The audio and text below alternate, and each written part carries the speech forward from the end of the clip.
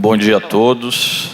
É um prazer e uma honra estar aqui. Trago a vocês, que eu chamo de colegas também, queridos colegas procuradores do trabalho, o abraço da Magistratura do Trabalho, em nome da ANAMATRA, da nossa diretoria, do nosso Conselho de Representantes.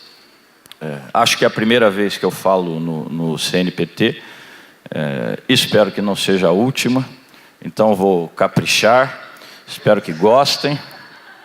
Se tiverem sono, podem dormir. Os senhores vão ver que as minhas telas de PowerPoint são algo entre o lamentável e o horroroso. Não é a minha praia, mas, de todo modo, eu vou tentar traduzir as principais coisas. Um dia eu chego a telas mais limpas e inteligíveis. Eu quero fazer também um agradecimento especial ao meu amigo Fabiano, à minha querida Ana Cláudia, por este convite tão gentil e para um tema tão desafiador, né? E eu vou pedir licença a vocês para falar andando por aí, primeiro para eu ver a minha cola e segundo para a coisa fluir, né? Tique de professor, né? Se eu ficar parado aqui, a coisa não flui, e aí eu não cumpro o meu tempo, que me disseram que é de 1h30, né, Fabiano? 50 minutos. Quem me conhece sabe o risco que os senhores correm, mas vou tentar me ater a este período, a este prazo. Vejam, quando o Fabiano me propôs o tema, eu pensei em uma série de coisas, mas o que de mais relevante eu pensei foi o seguinte: o que eu vou dizer para o Ministério Público do Trabalho, eu que sou juiz, que nunca fui do Ministério Público, sobre como eles podem atuar na Justiça do Trabalho para construir uma jurisprudência, digamos, progressista, de base constitucional. Eu utilizaria esta expressão radicalmente constitucional, no sentido de uma jurisprudência construída com as raízes na Constituição da República, que é o que me parece, fundamentalmente, o Poder Judiciário deve fazer. Isto é que nós temos pregado desde que, apesar dos nossos esforços, e tanto o Fabiano quanto a Ana Cláudia se lembram bem, e o Ronaldo também, nós fizemos uma luta intensa no Congresso Nacional para que a Lei 13.467 não fosse aprovada como foi. Talvez em alguns momentos tenhamos sido mais contundentes que as próprias centrais sindicais, que a certa altura se preocuparam basicamente com o financiamento da atividade sindical. A nossa preocupação era maior. No entanto, era um momento especialmente desfavorável. E foi, de fato, um rolo compressor. Eu sempre faço essa comparação. O novo CPC, CPC de 2015, Lei 13.105, afora o tempo de elaboração do anteprojeto aos cuidados de uma comissão de peritos, de juristas, ele tramitou no parlamento por 5 anos. Começa no Senado, vai à Câmara e volta ao Senado. Era o famoso projeto 166, PLS 166, à altura o projeto José Sarney.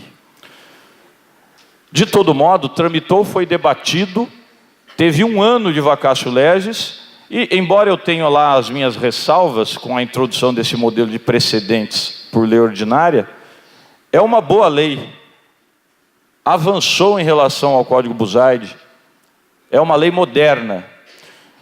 A nossa reforma trabalhista praticamente modificou todo o direito do trabalho e todo o direito processual do trabalho, pelo menos nas suas partes mais significativas, e tramitou por reles 4 meses.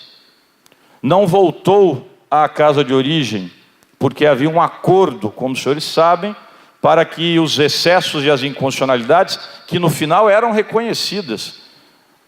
Fabiano vai se lembrar disso. O senador Ferraz, que era o relator no Senado, a certa altura reconheceu. Há pontos que os senhores indicam e que realmente são problemáticos, mas serão resolvidos ou por veto ou por medida provisória. Vetos não vieram e a medida provisória, que de fato avançou em alguns pontos, está prestes a caducar.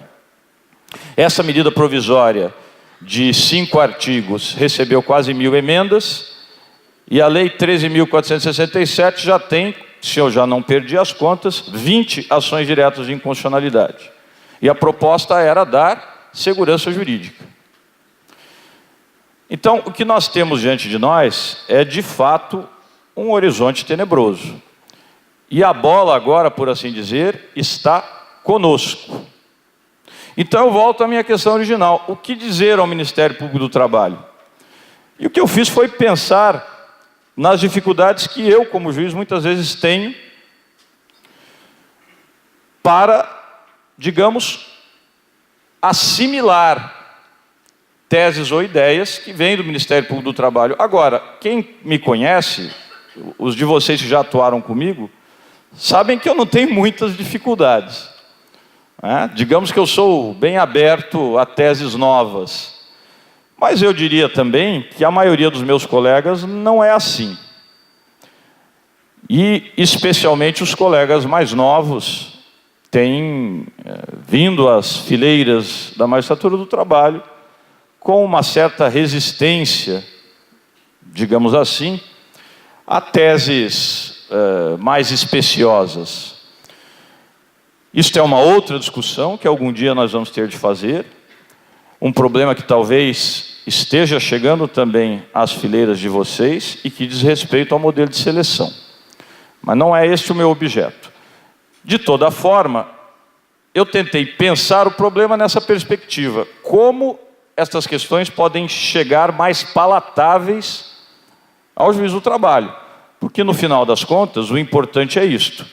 É conseguir a prestação jurisdicional naquele sentido de construção de uma jurisprudência radicalmente constitucional. Então, a minha intenção é essa, esse aí sou eu, aqui somos nós, e vamos lá. Eu tentei fazer isso, digamos, em 3 aproximações. Primeiro, discutir ou rediscutir o conceito de jurisdição. É uma parte mais filosófica.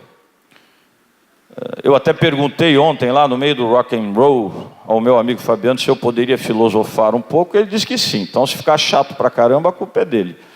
Mas é algo importante porque revela talvez alguns pruridos liberais que nós ainda temos e não percebemos que não só podem, como devem ser superados. Depois, numa segunda aproximação, eu quero falar de instrumentos. E aqui é o peixe fora d'água, falando para o aquário. Os senhores conhecem esses instrumentos muito melhor do que eu, até porque manejam esses instrumentos. Então eu vou apenas dizer algumas coisas que, a partir das perspectivas ou das possibilidades desses instrumentos, me parecem interessantes. E talvez apresentar a vocês alguns instrumentos diferentes, novos, que não têm sido usualmente utilizados pelo Ministério Público do Trabalho e sejamos todos nós intelectualmente honestos. Inclusive, alguns deles trazem, inclusive, algumas dúvidas quanto à possibilidade da utilização que eu vou sugerir aqui. Mas eu acho que a ideia desta nossa conversa é esta: tentar explorar limites.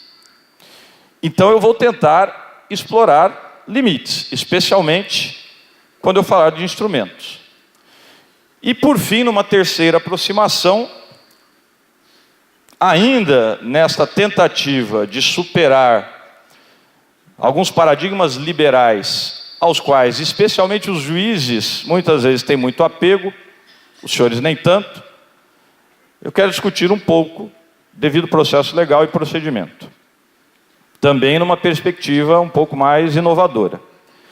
Todas estas coisas, a meu ver, estão perfeitamente embasadas, partem de teses absolutamente defensáveis, que os senhores podem utilizar. Mas como a ideia é explorar limites, eu desde logo tenho também de advertir que nem sempre vai dar certo. Que vai depender imensamente de quem estiver do outro lado da mesa. Mas que eu acho que a dialética é esta mesmo. Porque se o Ministério Público do Trabalho não ousar, dificilmente o juiz ousará. Às vezes acontece, né? Às vezes acontece do indivíduo entrar com uma reclamação trabalhista, pedindo verbas rescisórias lá de R$2.000, aí sai uma condenação de 30 milhões por dano social. Mas não é habitual. Então, até pelo princípio da correlação entre a demanda e a sentença, o fundamental nessa dialética é que se peça. Então a ousadia, pelo menos na lógica das coisas, tem de vir primeiro de quem pede. O judiciário, a magistratura do trabalho, será tanto mais progressista e incorporará tanto mais uma visão radicalmente constitucional na interpretação da Lei 3.467, quanto mais for instada a isto, pelo Ministério Público, pela advocacia. Eu começo então falando de jurisdição. Guilherme, que tela horrorosa. Pois é, eu avisei. É que vocês não viram as outras. Vejam o seguinte, acho que todos nós aprendemos lá nos bancos das nossas faculdades aquela assertiva conhecida de Giuseppe Chiovenda, não é? Jurisdição como aquela função de Estado destinada a dizer a vontade concreta da lei.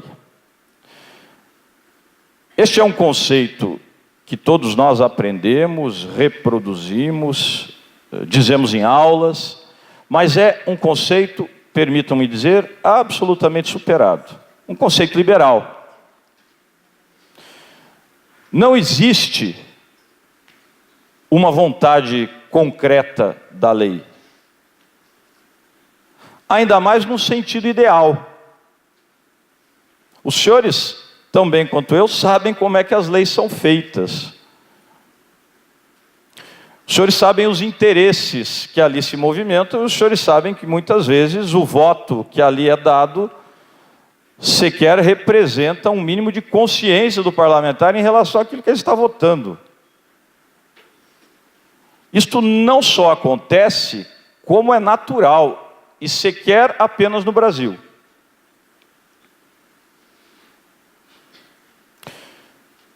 Então, não devemos ter a este respeito ilusões. E eu digo isto aqui com muita tranquilidade, porque eu digo isto até em escolas judiciais, e aí lá, digamos que é um ambiente mais hostil para dizer isto. A vontade nas ações do Ministério Público, como a vontade nas decisões do juiz.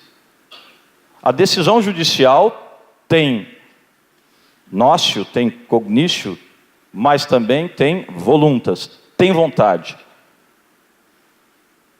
Não é um agente público autômato que simplesmente responde com outputs aos inputs que vêm do ambiente externo. Niklas Luhmann aqui funciona mal. E é natural que seja assim. Porque este é o único caminho que nos garante alguma legitimidade democrática num contexto constitucional em que está posto que todo poder emana do povo, mas nós não somos eleitos. Se nós não somos eleitos, o que há de democrático no poder que nós exercemos? Então vejam, há que se evoluir para um novo conceito de jurisdição, uma acepção contemporânea, que os senhores já encontram em Guilherme Marinoni, encontram de alguma maneira no saudoso Ovídio Batista, Proto Pisani na Itália, que é a ideia de jurisdição com um sentido de tutela. Jurisdição é sim uma função do Estado, mas muito mais que uma função de pacificação ou uma função de dicção, é uma função de tutela. Ela existe basicamente para isto. Vejam que é um outro enfoque, que vai muito além da ideia de pacificação social. E, evidentemente, isto é particularmente importante quando eu estou falando de direitos fundamentais. inclusive direitos sociais fundamentais, que são a matéria-prima da nossa atuação. Além disso, nesta nova concepção de jurisdição, o princípio da efetividade passa a ter um papel fundante, passa a ser mesmo corolário da ideia de due process of law, da ideia de devido processo legal, na sua dupla acepção, procedimental e substantiva, procedural due process, substantive due process. Na verdade, a intersecção destas duas dimensões encontra o princípio da efetividade. Jurisdição sem efetividade não traz tutela e, portanto, não cumpre a função constitucional que lhe é devida. E me permitam, isto hoje, a partir do CPC de 2015, que eu referi há pouco, se não me engano, no seu artigo 6º, isto hoje é direito positivo. Está lá dito com todas as letras que as partes cooperarão para obtenção de uma prestação jurisdicional em tempo razoável, justa e eficaz. Expressões do CPC. Então, o dever do juiz, como o dever das partes, não é prestar qualquer jurisdição. É prestar uma jurisdição em tempo razoável, com conteúdo justo e com efetividade. A dimensão da satisfatividade foi incorporada à própria letra do CPC como um elemento inseparável da própria ideia de jurisdição. Logo, o próprio texto do novo CPC incorpora esta visão. Não basta dizer o direito, não basta dizer qualquer coisa, há que se resolver a lide sociológica. Por isso é que a doutrina diz, e diz com todo acerto, que o novo CPC traz também a ideia da primazia da decisão de mérito. Mérito vem do latim merire, merecer. O juiz tem de dizer quem merece, ou seja, realizar aquilo que afinal não é tão novo assim. Vem desde as parêmias medievais que tentavam identificar as linhas mestras do direito ou da ciência do direito, se é que o direito é uma ciência. Sum quic tribuere, não é isto? Sum quic tribuere, honest vivere. Não é isto? Neminem ledere. Sum quic tribuere, dar a cada um o que é seu. Isto é que o juiz tem de fazer. Ele tem de dizer às partes o que é de cada um. Por isso é que esta decisão tem primazia sobre uma em que o juiz diga: falta aqui um pressuposto processual, falta aqui uma condição da ação. Então, a própria legislação já caminha nesse sentido. E o que é que, afinal, nos dá, então, estofo democrático? Ou nós somos, falo do judiciário, mas é claro, isto inclui os senhores, nós somos uma dimensão do poder da República fora de compasso com a tradição democrática. Teríamos de migrar para o modelo que predomina na maior parte dos estados norte-americanos, magistraturas eleitas? Me parece claro que não. Não é? Se os senhores buscarem alguma literatura a respeito, vão ver o quanto de corrupção já se identificou no contexto de alguns estados americanos acerca de financiamento de campanhas de advogados que se dispõem a concorrer a mandatos como juízes ou como prosecutors, né?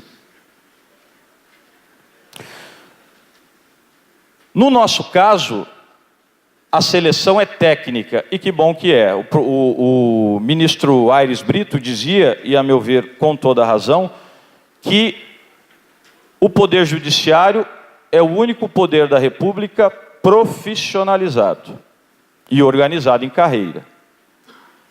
Assim como o Ministério Público. Essa é a razão pela qual, aliás, no Parlamento nós dizíamos que aquela parcela de valorização do tempo de magistratura do Ministério Público fazia sentido, especialmente nessas duas carreiras, exatamente por isto. Bom, mas então, o que é que torna o exercício desse poder democrático? Isto aqui, e o CPC traz isso também muito claramente, reconhecer que o processo judicial é um espaço público que legitima democraticamente as decisões ali tomadas. Trazendo Jürgen Habermas para esta ideia, e aí ele diz isto a respeito dos parlamentos, mas me parece que presta-se perfeitamente à nossa análise. O processo judicial, até pela sua publicidade, também é um espaço para o diálogo social que legitima o fenômeno jurídico. Portanto, mais uma vez, não nos enganemos. O Poder Judiciário também cria o direito. Toda a reforma trabalhista, e aí eu chego nela, foi construída a partir de uma visão tacanha de que o juiz deve se ater às leis, como se os outros modelos de interpretação, os outros métodos de interpretação que vão além da interpretação literal gramatical, não existissem. Isto chegou a ser uma tese que eu apresentei lá na segunda jornada de Direito Material e Processual do Trabalho, que nós realizamos com a ANPT e outras entidades parceiras em Brasília. E é também uma tese que eu fiz questão de apresentar agora para o nosso 19º CONAMAT, que acontece em maio. O legislador não pode dizer a um ramo da magistratura, que é o que está dito ali nas entrelinhas, que o único método de interpretação cabível ali é o literal gramatical. E é isso que se pretendeu fazer, especialmente naqueles parágrafos parágrafos 2º e 3º do artigo 8º da CLT. Manietar, amordaçar, excluir modelos hermenêuticos que são utilizados nos outros ramos e que têm de ser utilizados. Portanto, ou se dá aquilo em interpretação conforme, ou aquilo é inconstitucional.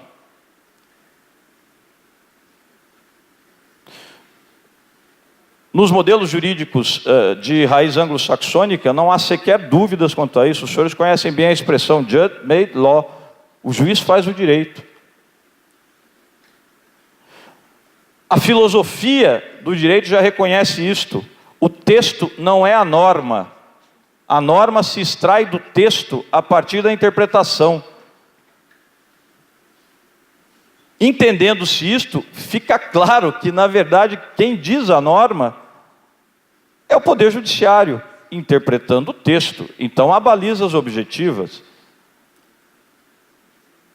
Vejam nessa perspectiva qual é a importância de se reconhecer neste fenômeno de produção nomológica um ambiente democrático. E é por isso que o CPC de 2015 parte, então, para um conceito ampliado, radicalizado de cooperação. De tal maneira que se chega àquela ideia de contraditório substantivo ou substancial, ou seja, a garantia do contraditório já não se resume apenas àquela de ter ciência dos atos processuais e àquela outra de poder responder adequadamente a estes atos. Vai além. A ideia de um contraditório substantivo pressupõe que as partes, e evidentemente o Ministério Público nas ações que maneje, as partes devem colaborar na construção da decisão. A decisão não pode ser um ato ex inteligência exclusivo do juiz, até porque ele não é dono da verdade. Os argumentos que vêm aos autos têm de construir conjuntamente aquela decisão.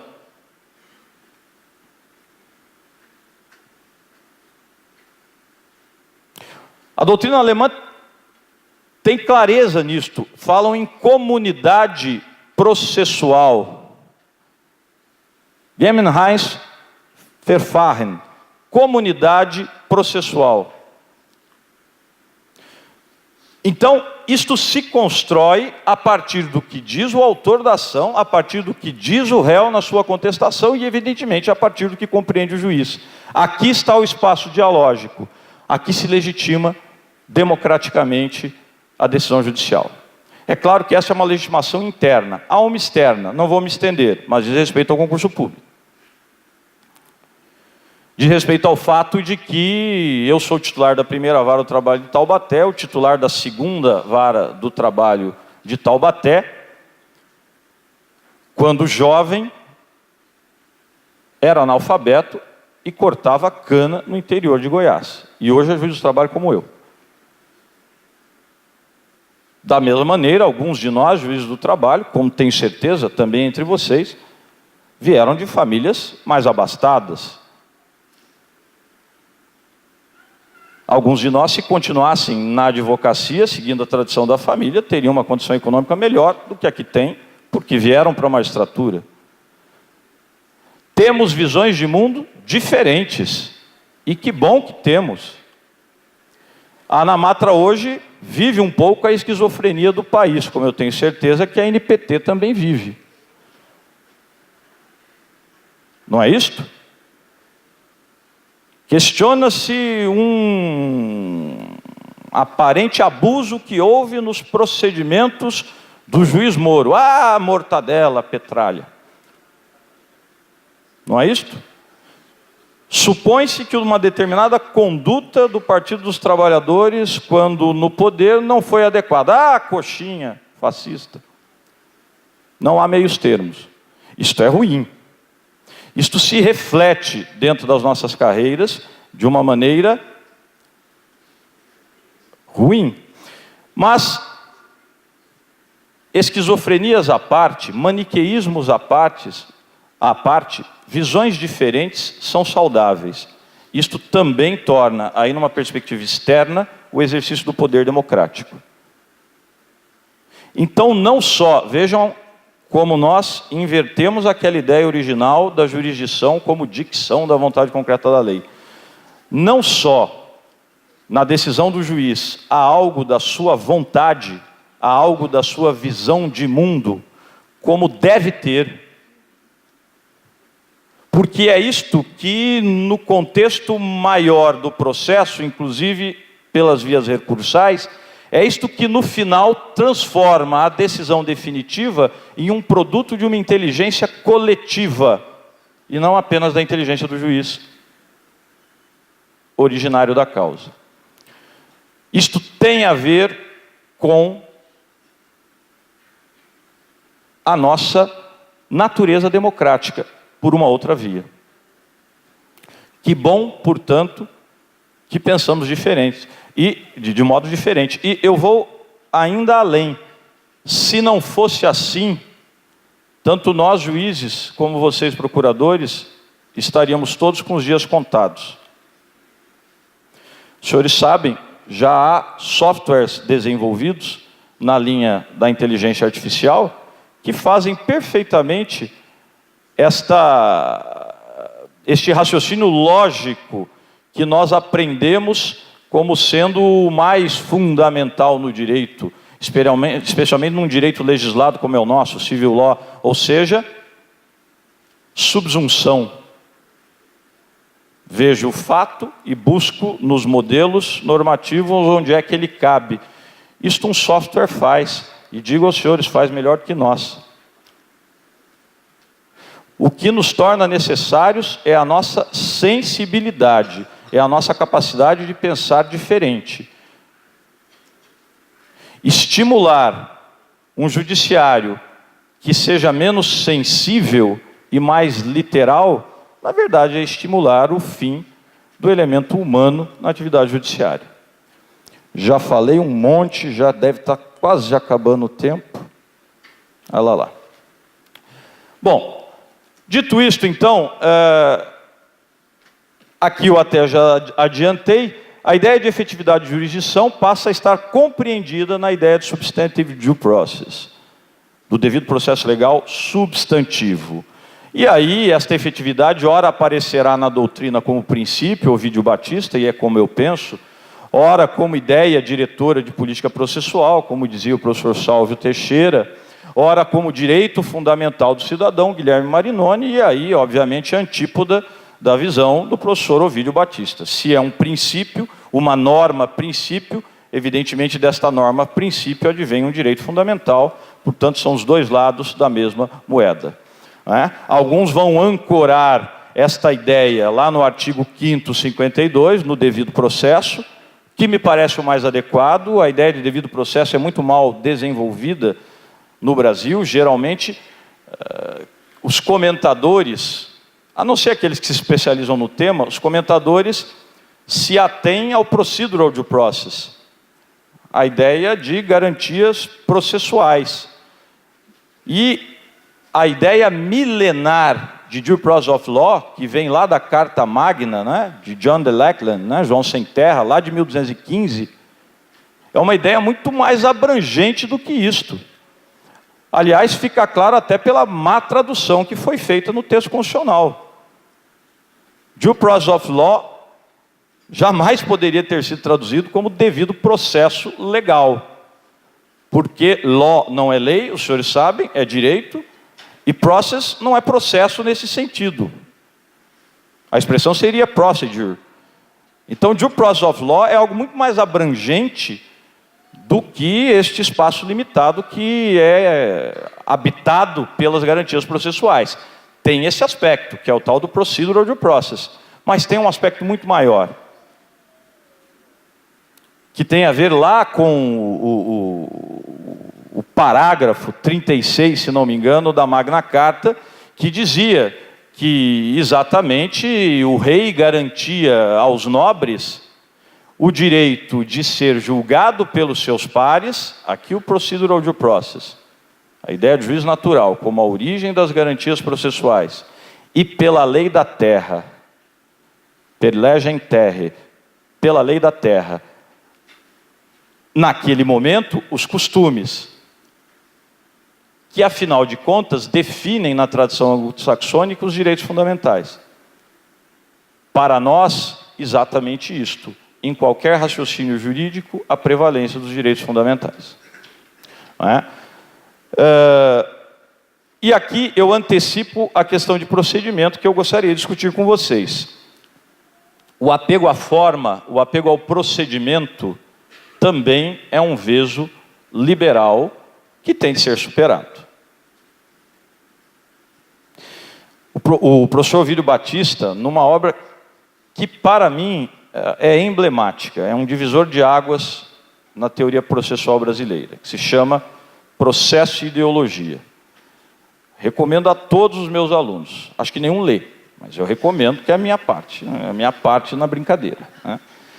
Ele ali diz, com todas as letras, esta visão do juiz que julga more geométrico, ela é absolutamente superada. Ela faz sentido, fez sentido, em um momento histórico, no qual, vejam, especialmente no modelo, no contexto francês, em 1789, se pretendia romper com o ancien regime, com o que havia até então, com uma monarquia absolutista que ainda tinha vários restolhos do período feudal. Se pretendia romper com isto. Bom, mas a esta altura a França já tinha juízes. Ainda não havia ideia de tripartição de poderes, nada disto, mas a França tinha juízes. Quem eram os juízes? Os juízes eram a longa manos do rei. Era assim na Inglaterra também. Por isso é que na Inglaterra, inclusive, os senhores vão se lembrar disso, lá das aulas de História do Direito, surge ao lado da própria ideia do common law, a ideia da equity, que na verdade era uma jurisprudência paralela construída pelo soberano, nascida dos atos de clemência dados pelo soberano. O juiz, portanto, era longa-manos do rei. Bom, eu quero romper com isto. E agora, a burguesia diz, nós somos a vontade geral, a volonté générale, que institucionalmente se identifica com o parlamento, democracia representativa, a Assembleia Francesa, Assembleia Nacional. Bom, se agora os juízes não são mais a longa-manos do rei, eles vão ser o quê? Bom, eles têm de servir à vontade geral, eles têm de ser a boca da vontade geral, e a vontade geral fala pelo parlamento através da lei. O juiz deve ser a boca da lei. Esta história de juiz boca da lei tem lugar, momento e datação. Repetir hoje isto como nós ouvimos é praticamente desconhecer que nós estamos no século XXI. Não estamos mais no século XVIII.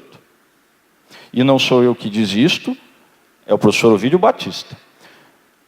Procedimento, portanto, ele não deve, não precisa ser preservado quando a sua rigidez impede a potencial realização das pretensões materiais subjacentes ao processo.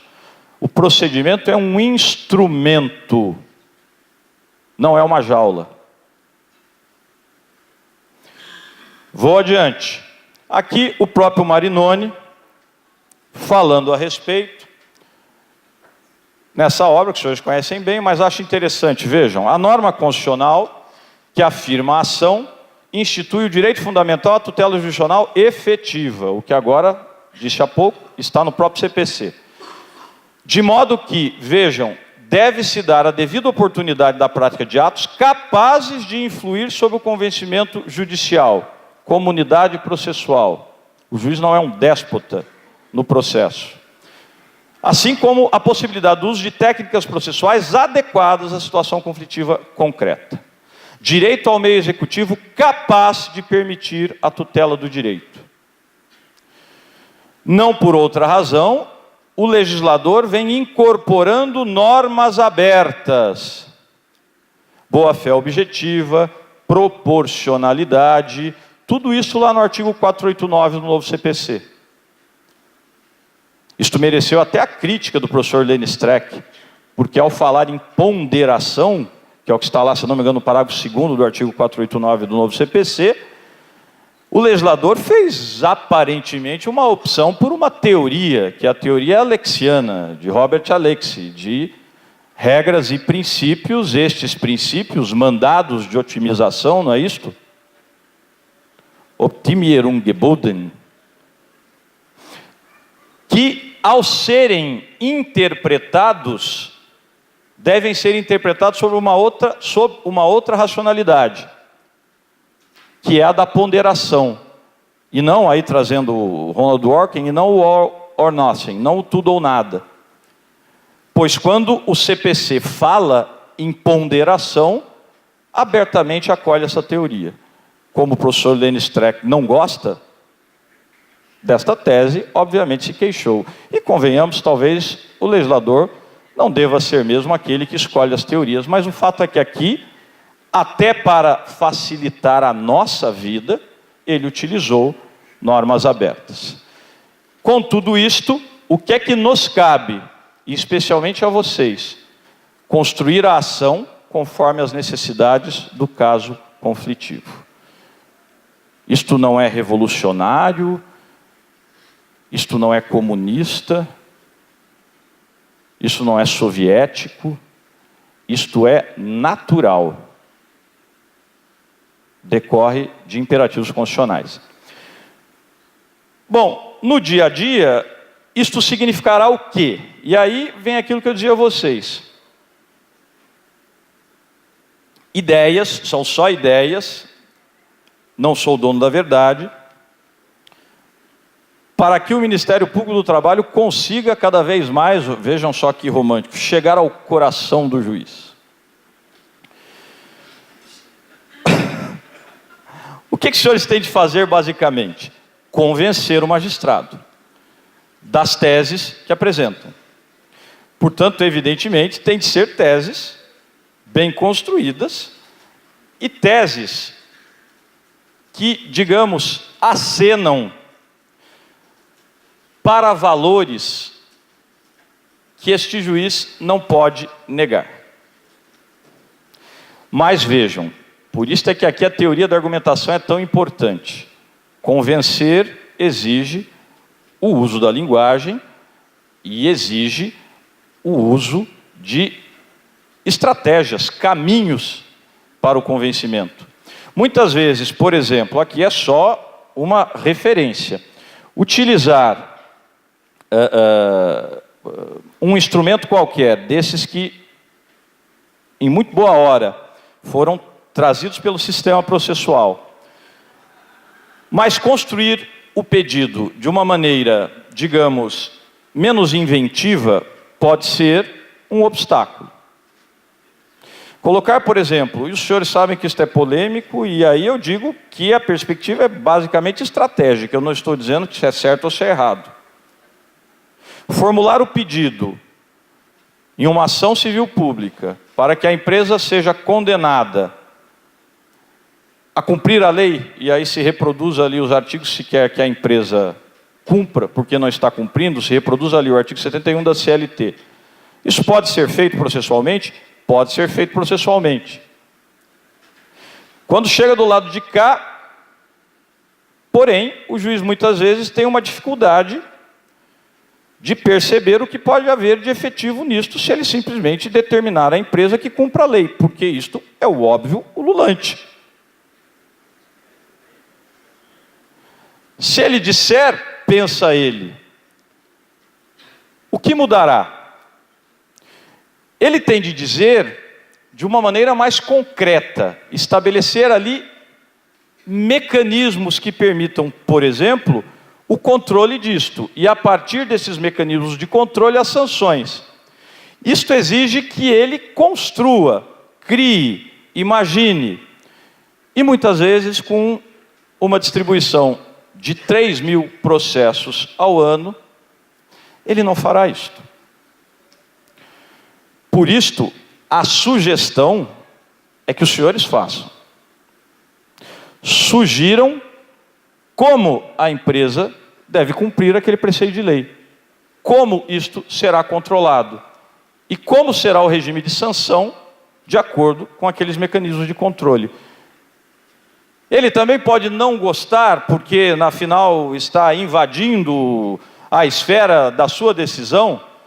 Pode, mas ele não poderá dizer que se está simplesmente pedindo o cumprimento da lei. Não, se está pedindo mais do que isto. Se está pedindo o cumprimento da lei a partir de determinados caminhos.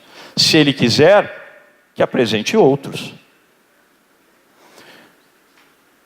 Manejar os instrumentos mais aceitáveis, e daqui a pouco eu vou contrariar isso, porque eu vou apresentar alguns que são pouco usuais, são muito pouco usados.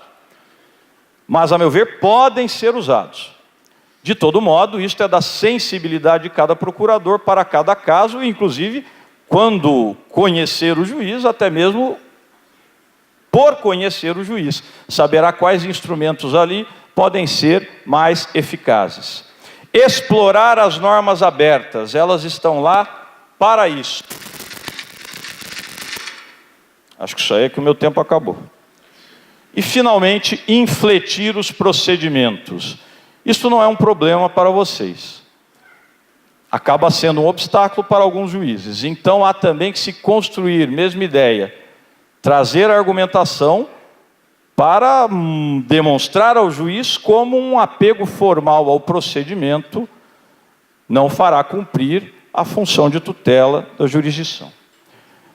Aqui eu dou um exemplo. Eu falei que iam piorar esses quadros aí. Isso aqui é uma tese apresentada por mim e aprovada no 15º CONAMAT, lá em Brasília, em 2010. Que é basicamente, eu não vou ler isso aí não, é basicamente o seguinte: Veio de uma experiência prática que envolvia a seguinte situação. Os senhores já devem ter visto aos bocados. A empresa de prestação de serviços, vamos falar abertamente aqui, ela é aquela... Agora me fugiu o nome. Alguma coisa azul. Agora me fugiu o nome. Mas uma empresa, Estrela Azul. Uma empresa famosa, aí atuou em vários estados, entrou em recuperação judicial, depois faliu, não tinha dinheiro, mandava um preposto lá só para dizer isso. Ó, a gente não tem dinheiro e o dinheiro que tem está lá no juiz de recuperação judicial, se alguém tem que fazer acordo é ele, não sou eu. Nem advogado mandavam mais. E eles prestavam serviços para grandes bancos, HSBC, Itaú, Santander, e aí sistematicamente vinha o banco, vinha a Estrela Azul e dizia, olha, eram verbas rescisórias, incontroversas, ninguém discutia. As duas contestações diziam, realmente foi demitido sem justa causa, não tinha dinheiro, não recebeu. Aí a Estrela Azul dizia, olha, eu devo, mas não posso pagar.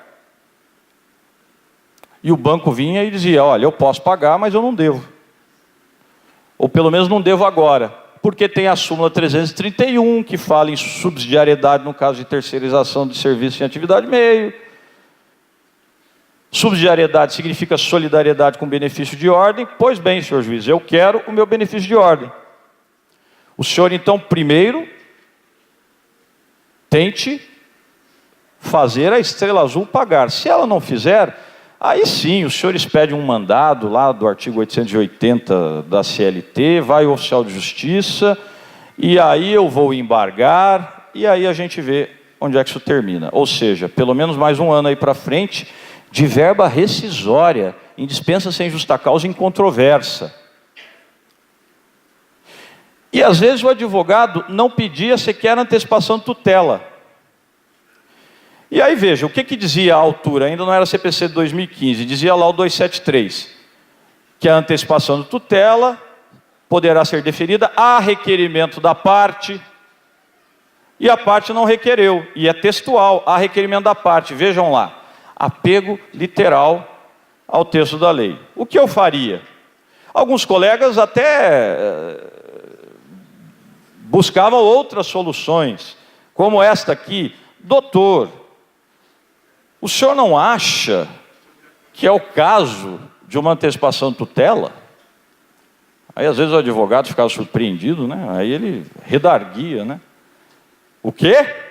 E aí o sujeito contava, neste momento requereu a antecipação de tutela. Interpretação. A norma se extrai do texto. Então o que significa sim, eu quero antecipação de tutela, está requerido. Agora, convenham comigo que esta não é, digamos, a solução mais honesta do ponto de vista intelectual. Então, o que eu fazia? Eu deferia os efeitos, conferia os efeitos da tutela antecipada de mérito de ofício, a despeito do arrequerimento da parte, e fundamentava a partir de um juízo de ponderação, que agora está expresso no 489, parágrafo 2º do CPC. Mas como era tutela antecipada, eu precisava daquele elemento de perigo, o periculum in mora.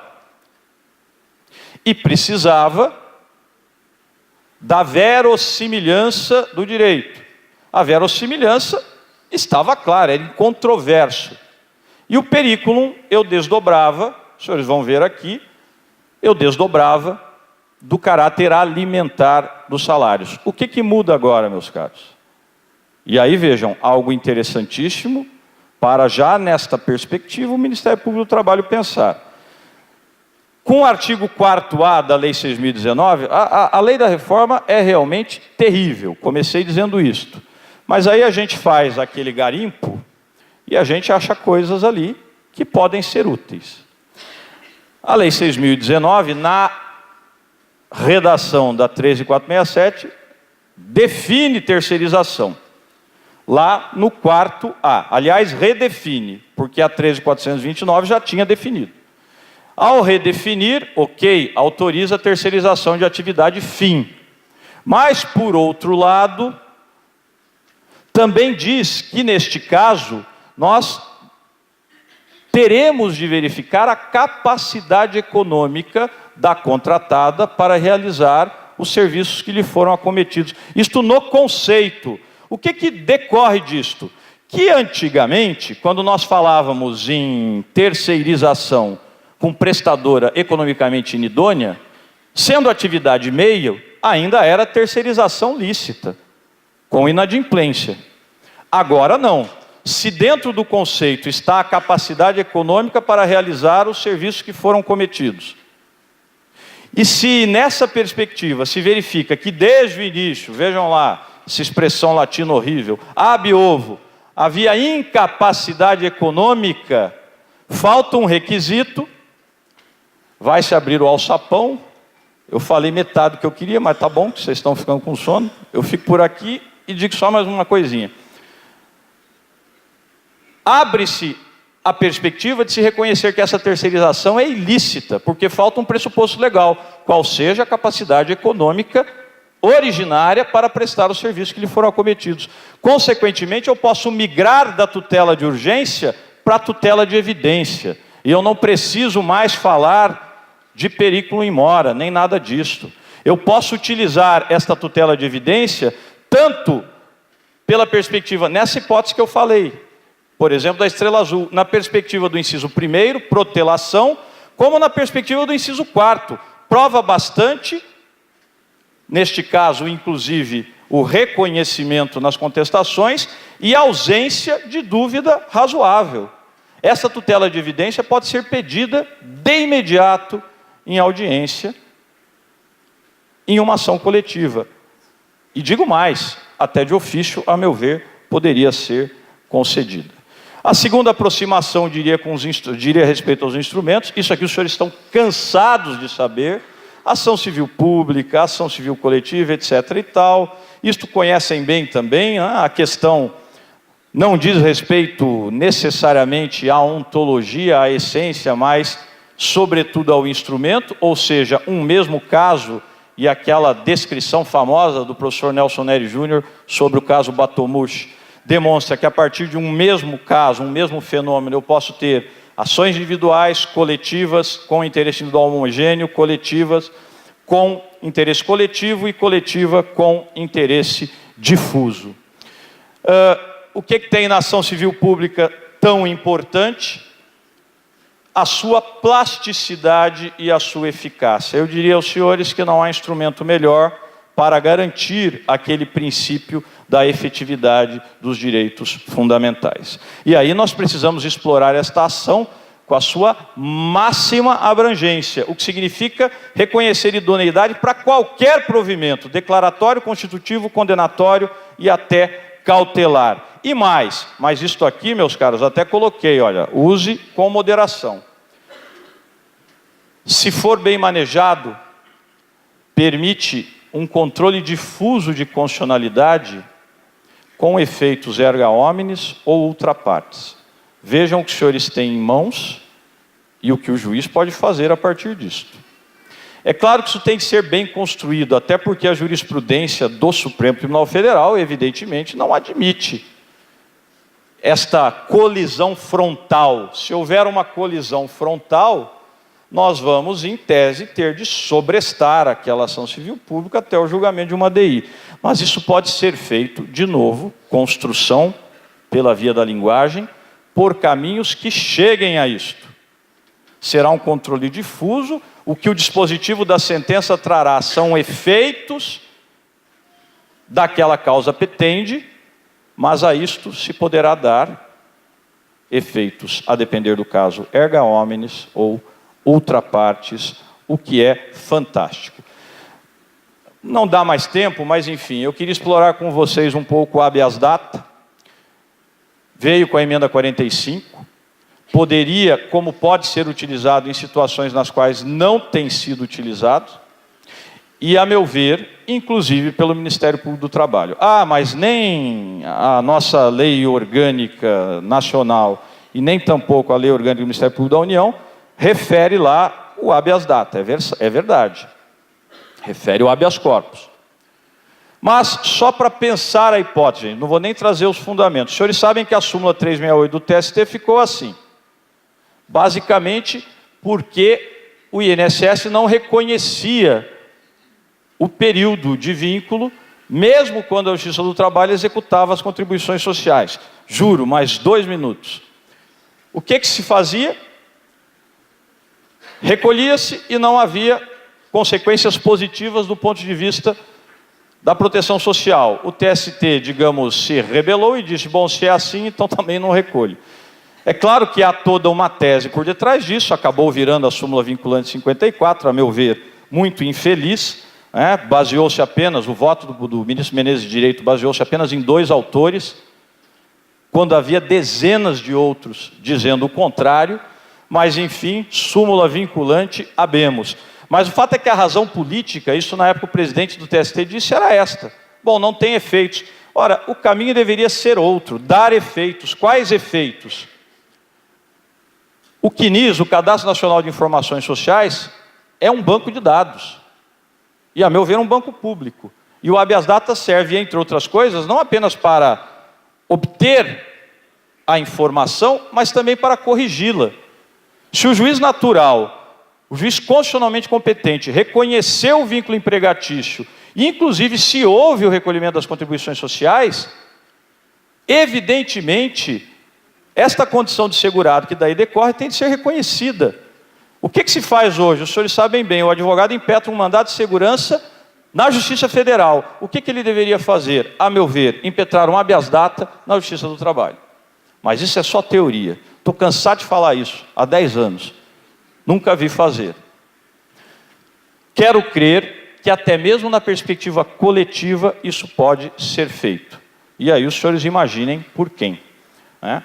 No campo da saúde e segurança do trabalho, só para que pensem, ação popular ambiental, evidentemente esta não seria para o Ministério Público, seria para o cidadão, mas me parece, até uma tese de uma orientanda minha na USP, que defendeu exatamente isto, pode ser utilizado na Justiça do Trabalho, e o mandado de junção ambiental. Este é interessante, gente. Aliás, mandado de junção em matéria trabalhista. A lei orgânica do Ministério Público da União refere o mandado de injunção, quando trata da condição dos senhores. E nós temos vários direitos sociais que ainda não foram regulamentados. Aqui eu mencionei o adicional de penosidade, mas temos lá a proteção contra a automação. Até pouco tempo tínhamos lá o aviso prévio proporcional e havia inúmeros mandados de injunção e por aí vai. É um caminho a ser explorado. Dos procedimentos já falei, não vou falar disso, que não dá.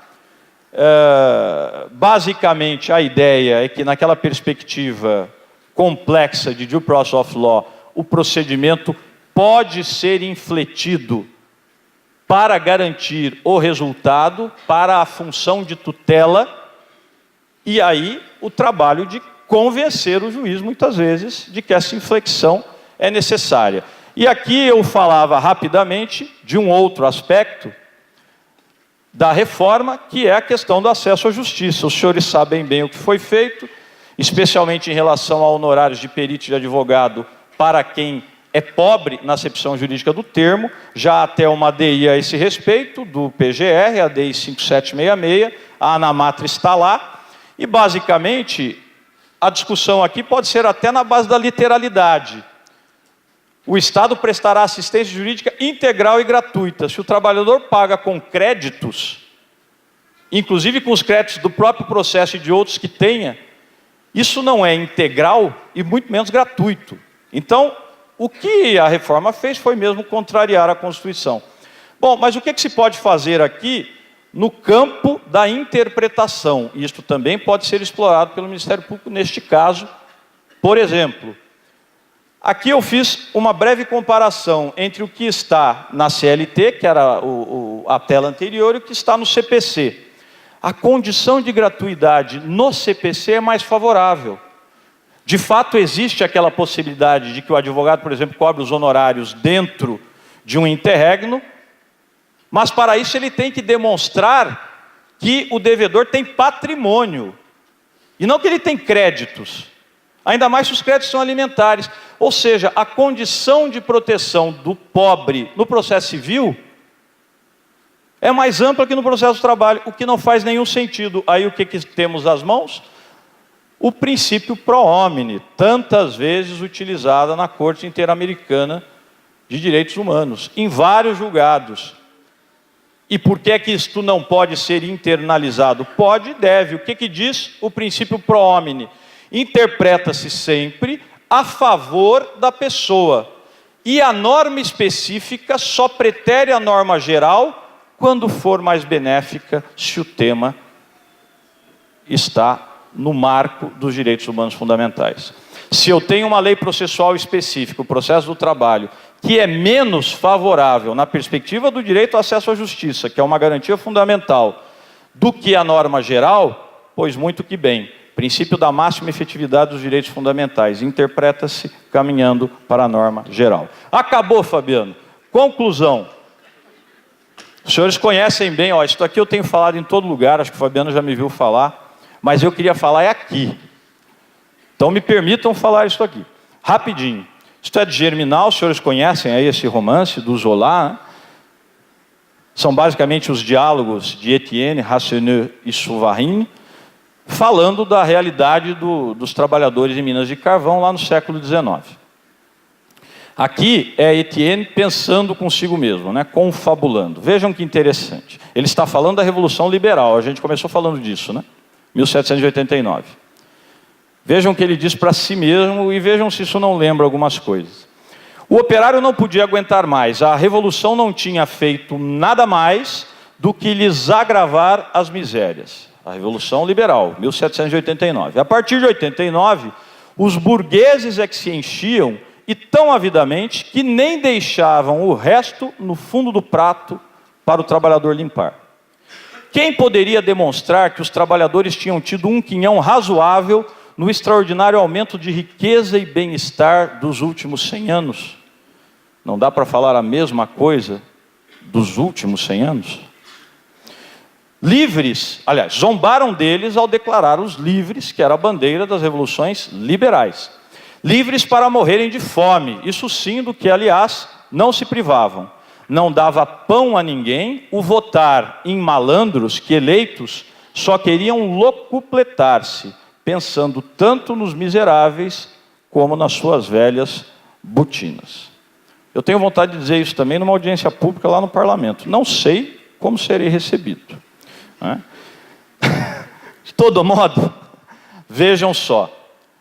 Eu mostrava isso especialmente para plateias de juízes, ou às vezes, raramente, sindicatos patronais me chamam. E uma vez alguém me falou, mas você parece o arauto do Apocalipse, você é o 5º cavaleiro do Apocalipse, isso antes da aprovação. Quer dizer, quando aprovarem a reforma, acaba o mundo. Não acaba o mundo, né? Nem acabou. O que ele queria dizer? Que eu estaria insinuando que nós voltaríamos para isto após a reforma, com os retrocessos que ela trouxe. Nós voltaremos para isto, e eu lhes digo da minha convicção, estou convicto de que não. Mas não voltaremos para isto, porque nós temos juízo do trabalho e porque nós temos Ministério Público do Trabalho. É por isto que nós não voltaremos àquilo ali. Muito obrigado.